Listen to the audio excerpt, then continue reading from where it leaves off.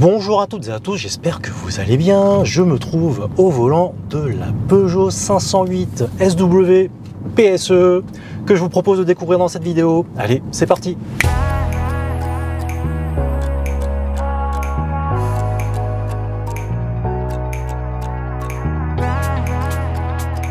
La Peugeot 508 PSE est sortie en 2021 et a été restylée en début 2023. Les changements sur cette phase 2 sont d'ordre cosmétique sur l'avant et l'arrière. On notera à l'avant une nouvelle calandre bien plus expressive en étant plus étendue, intégrant le nouveau logo. Une nouvelle signature lumineuse avec les 3 griffes, des feux un petit peu plus effilés. L'entrée d'air en partie basse a aussi été élargie et redessinée, alors dommage que les touches de couleur aient disparu sur cette phase 2. Enfin, le sigle 508 en bout de capot disparaît pour ne laisser que le sigle PSE. Les appendices aérodynamiques de chaque côté des pare-chocs et juste devant les roues arrière donnent vraiment un look ultra sportif et musclé. Dommage que les étriers de frein arrière ne soient pas aussi peints. Les jantes de 20 pouces contribuent au look sportif, tandis que les pneus Michelin Pilot Sport 4S a une excellente adhérence.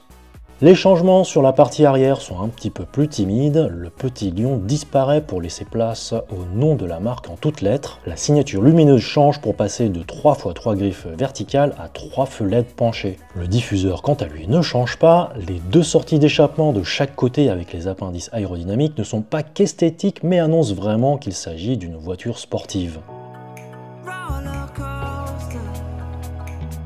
Comme tout break qui se respecte, le coffre est volumineux et bien dessiné, le caisson de basse et la batterie n'empêchent pas d'avoir une belle contenance de 530 litres, de quoi caser facilement 6 cabas de course ainsi que 5 packs d'eau aisément, et en rabattant les dossiers, on montera jusqu'à 1780 litres.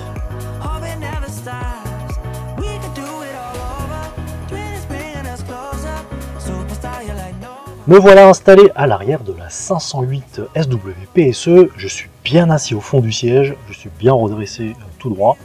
Et là vous voyez, je ne touche pas du tout le toit de la 508, sachant que je mesure un tout petit peu moins d'1,80 m. Alors là comme vous pouvez le voir, le toit vitré là n'est pas panoramique, il s'arrête vraiment à la limite là, entre l'avant et l'arrière, un peu dommage. Mais bon, ça donne quand même un peu de lumière, je trouve, dans l'habitacle. Alors autre chose, comme vous pouvez le voir, il n'y a pas de poignée, alors qu'on est à bord d'une version sportive quand même. Ça aurait été sympa de pouvoir s'agripper un peu, mais bon, c'est pas grave. En tout cas, on est bien installé. D'ailleurs, on est aussi bien traité à l'avant qu'à l'arrière. Là, on a les mêmes matériaux. Là, en haut, c'est moussé. On a la même présentation. Alors dommage qu'il n'y ait pas l'éclairage LED sur la portière. Autrement, on a aussi un vide-poche. Là, on pourra mettre une bouteille d'1 litre, je pense, assez facilement. Et en termes d'espace aux jambes, j'ai vraiment beaucoup de place. Encore une fois, je conduis assez près du volant. J'ai vraiment énormément de place au niveau des jambes. On va retrouver un rangement là, juste derrière les sièges avant avec un petit filet. On va avoir aussi donc 2 bus d'aération pour les passagers à l'arrière, ainsi que en bas de la console au milieu, 2 ports USB-A et non pas USB-C. Autrement, on va avoir là un accoudoir avec 2 porte-gobelets et là la petite trappe à ski. Voilà, si vous voulez partir au ski ou alors si vous voulez aller dans des magasins de bricolage, on pourra donc mettre des objets longs de cette manière-là. Nous voilà au volant de la 508 et ce qu'on peut déjà voir, c'est la qualité de présentation que je trouve est quand même supérieure par rapport aux véhicules comme la 308 SW que j'avais essayé sur ma chaîne. Alors ça, je pense que c'est surtout parce que on a un plaquage, un décor là en bois sombre qui est vraiment du plus bel effet. Donc sur la planche de bord, sur les portières et notamment sur la console centrale. Je trouve que c'est vraiment très joli et ce qui renforce justement cette impression d'avoir vraiment une très belle qualité en termes de présentation. Donc là, le volant toujours typiquement de chez Peugeot, un petit peu petit, double mets-plat. Donc là, on voit que c'est un petit peu plat en haut et en bas.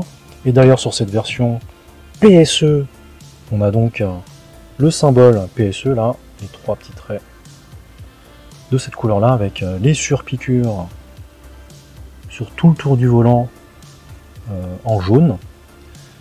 Du plus bel effet, on a aussi les surpiqûres là sur l'accoudoir et aussi sur la partie supérieure là de la planche de bord. Vraiment du plus bel effet. Et donc en partie supérieure, hein, on a des plastiques moussés. Pareil sur les contreportes, là c'est moussé aussi. Là on va avoir un petit bandeau chromé avec en dessous un bandeau LED qui pourra changer d'atmosphère par rapport au mode de conduite. Là c'est moussé aussi avec du simili-cuir. On a les boutons de la vitre hein, qui certes reprennent la même forme que sur les 308, 208, etc. Sauf qu'on a en bout des boutons il y a une partie chromée. Voilà, je trouve que c'est beaucoup plus joli comme ça, c'est mieux réussi. Alors par contre, c'est en partie basse là de la porte qu'on va avoir des plastiques durs. Voilà, c'est plastique dur, ainsi que sur la partie inférieure ici sous la planche de bord. Là c'est le plastique dur. Autrement, tout le reste présente vraiment très bien. Donc comme vous pouvez le voir là, le vide-poche, ben voilà, on peut mettre une bouteille d'1,5 litre hein, facilement. Donc pour en revenir sur le volant, bon, c'est classique hein, de chez Peugeot, on retrouve la même ergonomie, le nouveau logo ici. Sur le côté on va avoir spécifique à ce modèle le bouton pour ouvrir le coffre, hein, le haillon de coffre. En appuyant 2 fois dessus, on va avoir le système de maintien dans la file, l'alarme hein, qu'on pourra désactiver. Là c'est pour le préconditionnement de l'habitacle, hein, on pourra régler ça, et ça c'est pour ouvrir la trappe à carburant.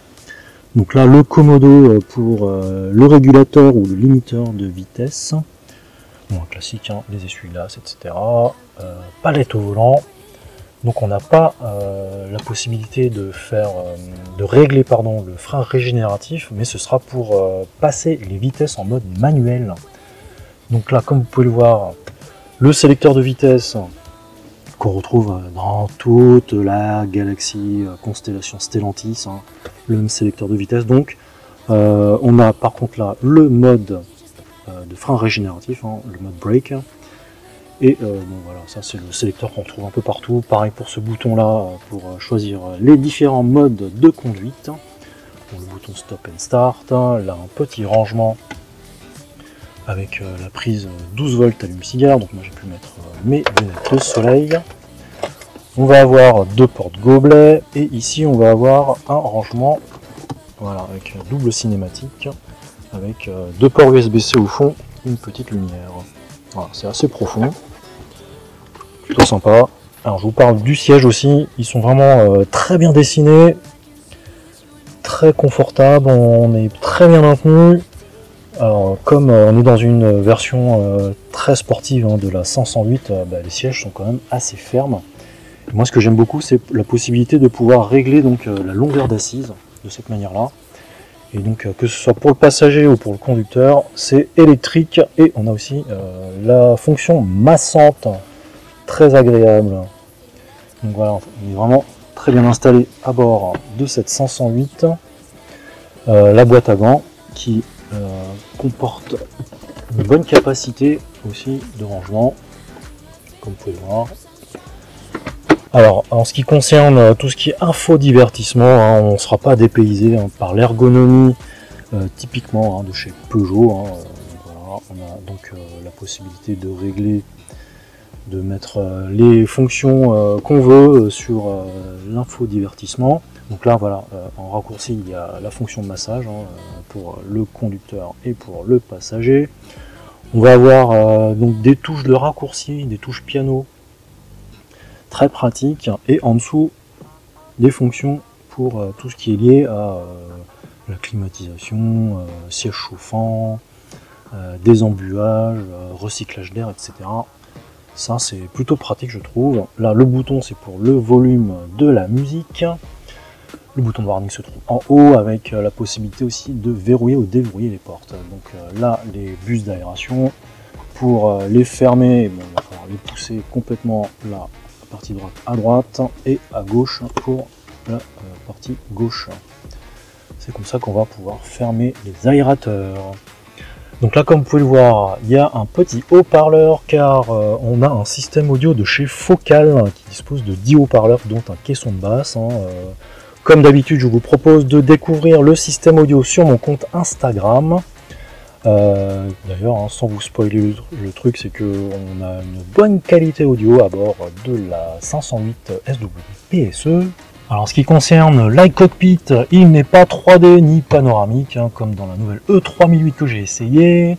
Donc, pour changer les différentes vues, c'est avec cette molette là, on pourra appuyer et le faire glisser en haut et en bas.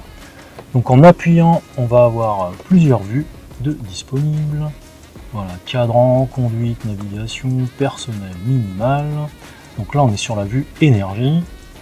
On va avoir donc le flux d'énergie qui va s'animer quand on va rouler.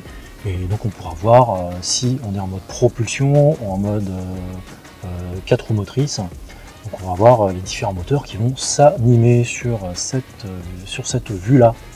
Autrement, sur les autres vues, bon, voilà, on va avoir le mode classique hein, avec les différents cadrans. Conduite, on verra donc le véhicule avec le véhicule qui nous précède. La navigation, donc on va voir la carte GPS. Et personnel, ce sera une vue qu'on aura personnalisée dans le menu. Voilà, dans personnalisation, dans personnalisation, on va pouvoir personnaliser les affichages. Voilà, dans cette partie-là. Donc, ce qui a été mis en personnalisé, on aura donc la conduite et puis là, c'est pour le flux de la charge et tout ça. On pourra aussi personnaliser l'infodivertissement hein, selon les 3 affichages qu'on a à travers ce menu. Donc, pour en revenir sur l'iCockpit. Voilà, version minimale, on aura vraiment le minimum d'affichés. On a tout vu, voilà, pour cette partie-là. Alors sur cette version, on a le toit vitré qui n'est pas panoramique. Hein. Toit vitré, un toit ouvrant même, hein, je dirais, qui est occultant électriquement. Voilà, donc il y a 2 crans hein, pour occulter le toit panoramique.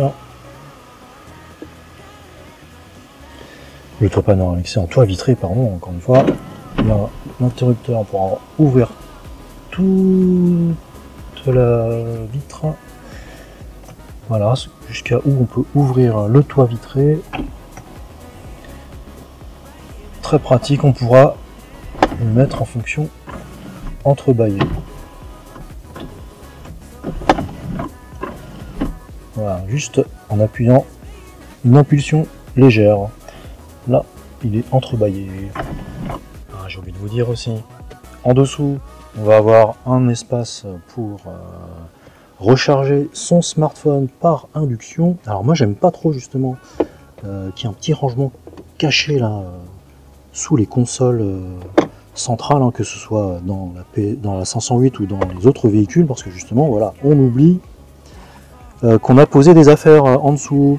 Donc voilà, c'est pas propre à la 508, hein, mais aussi à d'autres véhicules, des autres marques. Hein. Je trouve que c'est pas très ergonomique, hein, parce que du coup, bah, en plus, voilà, on est obligé de casser le poignet là pour aller chercher le téléphone en dessous.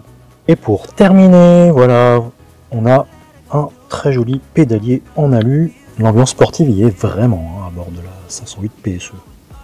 Alors là, juste pour vous montrer la vue que moi j'ai quand je conduis, donc vous voyez, avec même le volant au plus haut et au plus profond, eh j'ai quand même une bonne visibilité sur l'iCockpit. Il n'y a aucun souci, ce n'est pas caché par la branche, c'est vraiment très bien réalisé. Ah oui, dernière chose, pour régler le volant, donc là je suis déjà au plus haut et au plus profond, donc je trouve un peu bizarre là, en fait on a quand même pas mal d'espace là. Je pensais qu'on n'était pas au maximum, mais en fait si. Alors donc pour régler la hauteur et la profondeur du volant, il y a une petite manette là. Et donc ouais, je suis vraiment au plus haut et au plus profond. Donc on pourra encore régler la profondeur et on pourra encore baisser le volant. Voilà. Donc moi j'ai l'habitude hein, d'être au plus haut et au plus profond pour conduire. En ce qui concerne la visibilité, voilà. C'est assez étriqué là. À l'arrière, on n'a pas une très bonne visibilité. Donc voilà ce que ça donne hein, en termes de visibilité arrière dans le rétroviseur.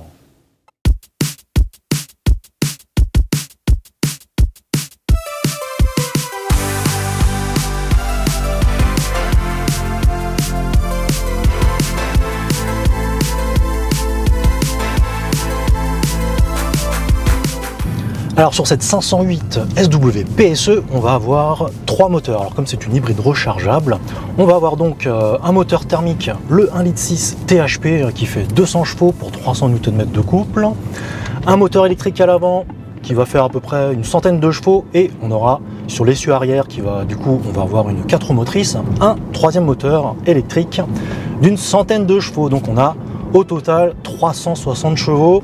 Alors au niveau du couple maximum, je ne sais pas si tout va se cumuler, mais donc on a à peu près une centaine de Nm sur le moteur avant et à peu près 80 Nm à l'arrière, et donc 300 Nm pour le moteur thermique. Donc je ne sais pas si tout se cumule, mais en tout cas on aura, je pense, un minimum d'au moins 400 Nm de couple. Le 0 à 100, il est vraiment hallucinant, il fait 5 secondes 6. On va avoir une vitesse maximum de 250 km/h limitée électroniquement. En ce qui concerne donc les différents modes de conduite, comme on est sur une hybride rechargeable, on pourra rouler donc en électrique, en mode hybride, et là on aura deux modes, le mode confort ou bien le mode hybride, et on aura le mode sport.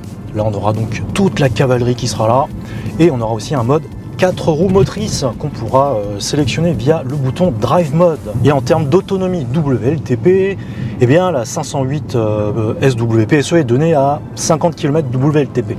Alors moi j'ai réussi à faire 40 km en tout, donc on n'est pas trop éloigné, hein, sachant que bien sûr ça dépendra de votre façon de conduire, de la météo, etc.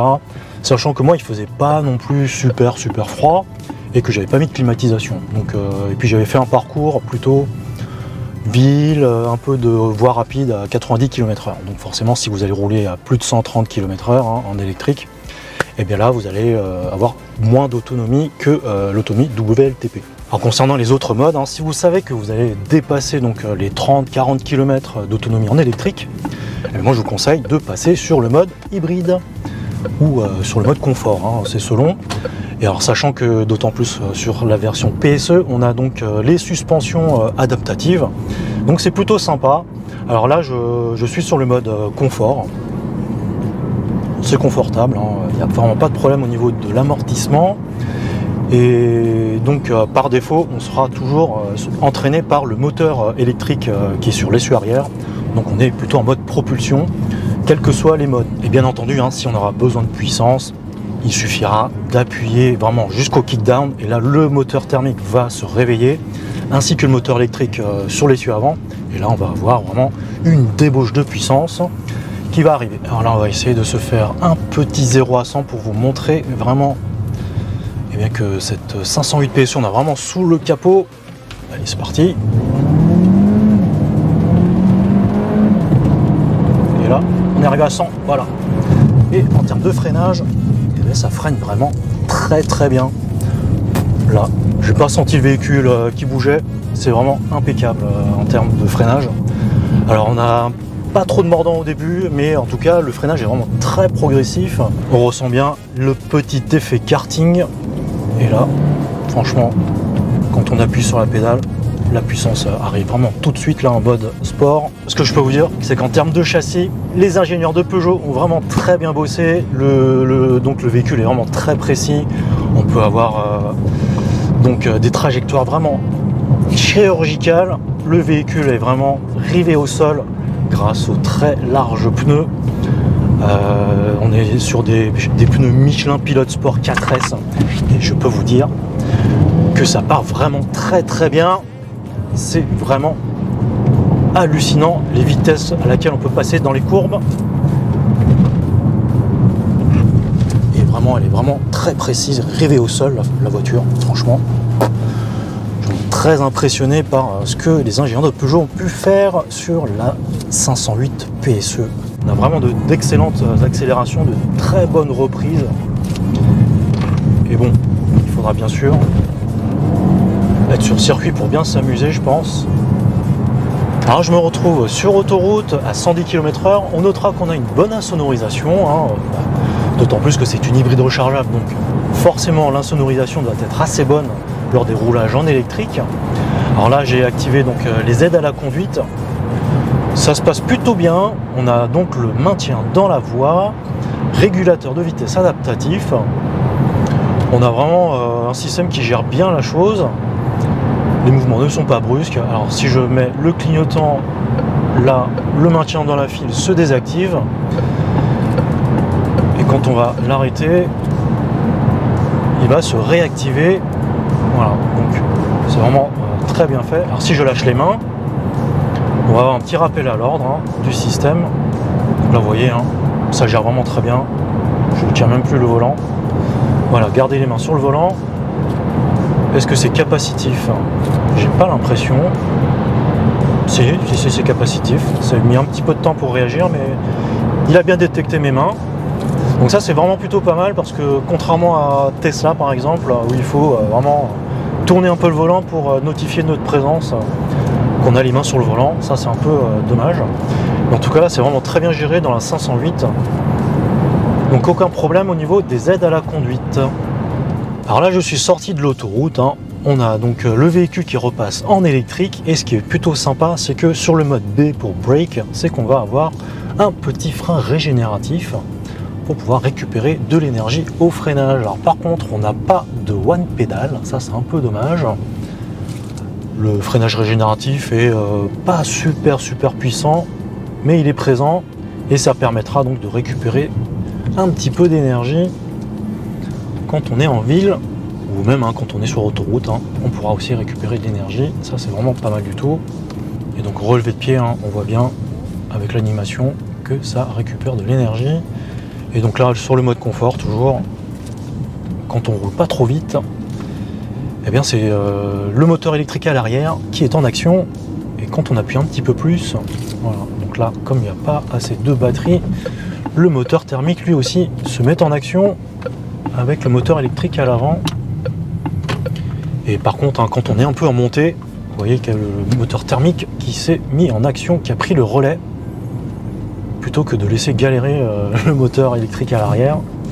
Ça c'est vraiment plutôt bien géré. Là je descends une petite descente en récupérant de l'énergie.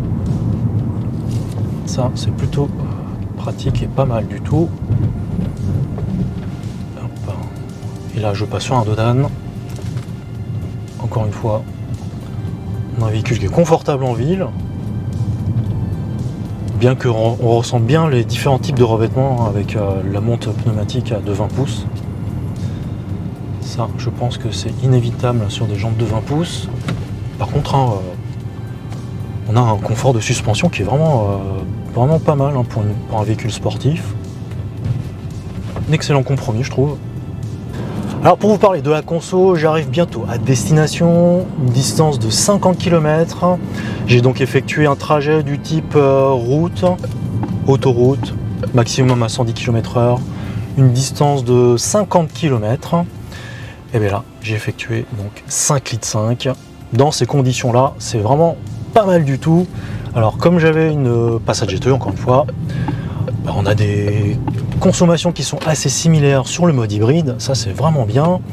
Et alors mon petit doigt me dit que si on fait 2 grands trajets sur autoroute, eh bien on sera aux alentours des 6,5 litres, maximum 7 litres quand on roulera à 130 km/h. Donc on a vraiment de très bonnes consommations. Alors bien sûr, quand on est sur le mode sport, je l'ai taquiné un petit peu. On est plutôt entre 14 et 16 litres au 100. Alors ce qui est vraiment plutôt pas mal, c'est que le système gère de façon à ce qu'on ait tout de même assez de batterie pour pouvoir fournir pas mal de boost. C'est pour ça que ça consomme un petit peu plus sur le côté thermique. Alors qu'est-ce que j'ai aimé à bord de la Peugeot 508 SW PSE? Alors tout comme hybride rechargeable, j'avais une Passat GTE SW. Eh bien j'ai bien aimé la polyvalence de ce type de véhicule. Et vraiment si vous jouez vraiment le jeu de recharger la batterie, là vous allez vraiment faire des économies en termes de carburant. Moi quand j'avais une hybride rechargeable, j'ai rechargé tout le temps et j'ai fait je pense 4 pleins dans l'année. C'est vraiment plutôt pas mal en termes de budget. Et bien sûr moi ce que j'ai bien aimé, c'est le fait d'avoir un véhicule au look vraiment très sportif. Ça, il n'y a rien à dire. Le look avec les jantes de 20 pouces. Alors justement en parlant des jantes de 20 pouces, on a un excellent compromis au niveau confort, tenue de route et dynamisme du véhicule. C'est vraiment super ce qu'ont fait les ingénieurs de chez Peugeot. Bien sûr, hein, comme c'est une voiture familiale, on a vraiment pas mal de coffres, de la place aux places arrière, vraiment une très bonne familiale. J'ai noté aussi qu'il y avait la vision nocturne, première fois que je vois un équipement dans un véhicule. C'est plutôt pas mal aussi. J'ai pas eu le temps de bien l'apprécier pour savoir si c'est vraiment pertinent, mais bon, ça a l'air plutôt pas mal hein, dans la Peugeot 508. Autre chose que j'ai bien aimé, c'est le système audio. Encore une fois, allez sur mon compte Instagram pour avoir un aperçu du système de chez Focal, qui rend vraiment une bonne restitution sonore hein, à bord de la 508. Alors par contre, dans les négatifs, eh bien, il est à noter qu'on a un tarif qui est assez élevé, 71 000 €, sans compter le toit ouvrant. Ça commence à faire un petit peu cher. Bon alors par contre, hein, comme les véhicules thermiques ont vraiment de gros malus sur une puissance d'au moins 300 chevaux, voire même 200 chevaux, et bien là le Peugeot 508 PSE s'en sort vraiment très bien, comme il n'a pas de malus. C'est plutôt une bonne alternative hein, pour les personnes qui rechercheraient un véhicule avec un peu de puissance. Voilà, là je m'extirpe du rond-point entre deux personnes. Donc pour ceux qui recherchent une thermique avec un peu de puissance, c'est plutôt pas mal. Hein. Alors, autre chose que je n'ai pas aimé dans la 508, en fait ça concerne la sonorité du 4 cylindres, du 1,6 litre THP. Je le trouve vraiment quelconque. Alors bien qu'il y ait un générateur de son là, je trouve un peu dommage qu'il soit pas un petit peu plus présent, qu'on n'ait pas un son un peu comme ce que j'avais essayé dans la Cupra Formentor, où vraiment là on avait la sensation d'avoir un V8 sous le capot et c'était vraiment grisant. Et là je trouve un peu dommage hein, sur cette version Peugeot PSE qu'il n'y ait pas l'équivalent. Voilà, c'est un peu dommage. Bon bah voilà hein, ce que je pouvais vous dire sur la 508 PSE. Familiale, performante, agréable, radicale, dynamique, précise, avec toujours le petit volant, avec le petit effet karting qui est vraiment très bien. Moi j'ai vraiment bien aimé cet essai à bord de la 508 PSE SW. Et voilà, c'est terminé pour cette vidéo, j'espère qu'elle vous a plu. En tout cas, n'hésitez surtout pas à me dire ce que vous pensez de la Peugeot 508 SW PSE en commentaire. N'hésitez surtout pas à me lâcher un like, hein, c'est toujours bon pour l'algorithme. Et n'oubliez surtout pas de vous abonner à ma chaîne, j'approche bientôt la barre symbolique des 10 000 abonnés. Merci infiniment de contribuer au développement de ma chaîne. Et n'oubliez surtout pas de cliquer sur la cloche pour ne pas rater mes prochaines vidéos. Et bien sur ce, je vous dis portez-vous bien, attention sur la route et je vous dis à la prochaine. Allez, salut!